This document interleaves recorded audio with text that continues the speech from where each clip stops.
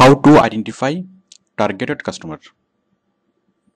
আপনি কীভাবে আপনার টার্গেটেড কাস্টমার কারা সেটা কীভাবে আইডেন্টিফাই করবেন। এখন তার আগে বলি যে টার্গেটেড কাস্টমারটা কি।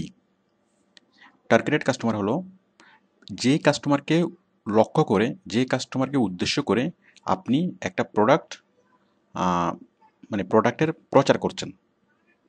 যেমন এই প্রোডাক্টটা কারা কিনবে, এটা কি ছোটরা কিনবে নাকি বড়রা কিনবে, এটা কি ছেলেরা কিনবে নাকি মেয়েরা কিনবে, মানে এইভাবে কারা কিনবে, এই টার্গেটেড কাস্টমার কারা, টার্গেটেড কাস্টমার গ্রুপ কারা, সেটা আপনি কীভাবে আইডেন্টিফাই করবেন। এখন এটা আইডেন্টিফাই করতে হবে কেন? তো অ্যাকচুয়ালি টার্গেটেড কাস্টমার যদি আইডেন্টিফাই না করা হয় তাহলে সেই ক্ষেত্রে অন্ধকারে ঢিল বাড়ার মতো অবস্থা হবে। আমরা আগে কাস্টমার সিলেক্ট করব, কাস্টমারকে মানে সুনির্দিষ্টভাবে নির্ধারণ করব যে কাস্টমার কারা, দেন আমরা সেই কাস্টমারকে টার্গেট করি আমরা আমাদের প্রচার কাজ করব। কারণ সেই কাস্টমার যেই ধরনের অ্যাডভার্টাইজমেন্ট পছন্দ করবে সেই ধরনের অ্যাডভার্টাইজমেন্ট করব। যদি টার্গেটেড কাস্টমার সিলেক্ট না করা হয় তাহলে যত এসইও করা হোক না কেন, যত অ্যাডভার্টাইজমেন্ট করা হোক না কেন, আসলে সেই অ্যাডভার্টাইজমেন্ট কোনো কাজে আসে না। আমরা টিভিতে যত অ্যাড দেখি, পেপারে যত অ্যাড দেখি, সবগুলো কিন্তু এইভাবেই করা হয়। প্রথমে টার্গেটেড কাস্টমারকে সিলেক্ট করা হয়, তারপর সেই টার্গেটেড কাস্টমারকে মোটিভেট করার জন্য যা কিছু বলার, যেভাবে অ্যাডভার্টাইজমেন্ট তৈরি করা দরকার সেভাবে অ্যাডভার্টাইজমেন্ট করে। তো সুতরাং মানে টার্গেটেড কাস্টমার কারা সেটা আইডেন্টিফাই করাটা খুবই ইম্পর্ট্যান্ট। আমরা এই লেসনে সেটাই শিখব যে আমরা টার্গেটেড কাস্টমার কীভাবে আইডেন্টিফাই করব। তো আমরা এই প্রসেস অনুযায়ী আমরা অ্যাডভান্স হব, এই প্রসেস অনুযায়ী আমরা প্রসিড হব। প্রথমে হলো প্রোডাক্ট স্পেসিফাই। আমরা অ্যাট ফার্স্ট আমাদের মানে প্রোডাক্টটা কি সেটা নিয়ে আমরা নিশ্চিত হব যে আমাদের প্রোডাক্টটা কি।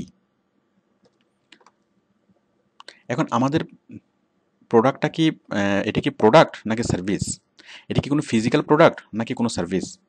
যেমন এটা কি জামা কাপড়, অথবা এমন কোনো প্রোডাক্ট যেটা হাতে ধরা যায়, ছোঁয়া যায়, মানে অথবা ফ্যাক্টরিতে তৈরি করা হয়, এই ধরনের কোনো প্রোডাক্ট, নাকি এটা কোনো সার্ভিস, কোনো সেবা। যেমন একটা স্কুল, একটা ইউনিভার্সিটি, এটা হচ্ছে একটা সার্ভিস। একটা সেলুন, ইটস এ সার্ভিস। তারপর এই যে আমাদের এসইউ ফার্ম, আমাদের এসইউ ফার্মও কি একটা সার্ভিস ফার্ম। একটা কোচিং সেন্টার, সেটাও একটা সার্ভিস ফার্ম। আচ্ছা, আবার কি প্রোডাক্ট, যেমন লাক্স সাবান একটা প্রোডাক্ট, তারপর একটা কাপড়, সেটা একটা প্রোডাক্ট। এখন আপনি প্রথমে নির্ধারণ করবেন আপনারটা কি প্রোডাক্ট নাকি সার্ভিস। যেমন আপনি যখন প্রোডাক্টের মার্কেটিং করবেন তখন সেক্ষেত্রে প্রোডাক্টটা ভালো, প্রোডাক্টটা মানে গুণগত মান ভালো, তারপর প্রোডাক্টের ওয়ারেন্টি আছে, গ্যারান্টি আছে, এই ধরনের বিষয়গুলো আপনি প্রচার করবেন। আর মানে সার্ভিস যখন বলবেন তখন কি যে এটা সার্ভিস অনেক ভালো, মানে অন্যান্য যে কম্পিটিটরের যে সার্ভিস, সেই কম্পিটিটরের কোম্পানির সার্ভিসের চেয়ে আপনার সার্ভিস অনেক বেশি বেটার, এটা এখানে বলতে হবে। আচ্ছা, এখন মনে করুন আপনারটা হচ্ছে প্রোডাক্ট। এখন সেই প্রোডাক্টের মধ্যে আপনার প্রোডাক্টটা কী ধরনের প্রোডাক্ট, এটা কি এফএমসিজি, লাক্সারিয়াস, নাকি মানে ইমোশনাল প্রোডাক্ট। যেমন এফএমসিজি কি, ফার্স্ট মুভিং কনজিউমার গুডস। আমরা এই যে চাল, ডাল, সাবান, তেল, আটা, এই সবগুলো হচ্ছে কি FMCG, first moving consumer goods, যেগুলো নিত্য প্রয়োজনীয় দ্রব্য। আপনারটা কি সে প্রোডাক্টটা নিত্য প্রয়োজনীয় দ্রব্য, নাকি এই প্রোডাক্টটা। আর আরেকটা বিষয় হচ্ছে লাক্সারিয়াস প্রোডাক্টের ক্ষেত্রে মানে ব্র্যান্ড ভ্যালুটা ইম্পর্টেন্ট। যে প্রোডাক্টটা হাতে নিবে অথবা যে প্রোডাক্টটা কিনবে, কেনার আগে সে যেটা ফিল করবে।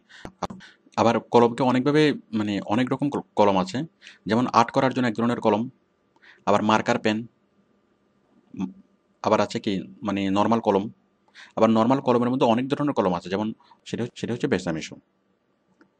তো আশা করি আপনি বুঝতে পারছেন। এইভাবে আপনি তো রকম মানুষ এক এক প্রোডাক্ট চাইবে, সে আপনার প্রোডাক্টটা কিনবে। মানে high income segment, high income সে আছে সুনির্দিষ্ট করে আমরা নির্দিষ্ট হলাম কি সেই কলমটা হলো বেশি চাই দিবে। আপনি তার সম্পর্কে অনেক বেশি বুঝেন, তার কাস্টমার সেগমেন্ট নিয়ে অনেক বেশি বুঝেন।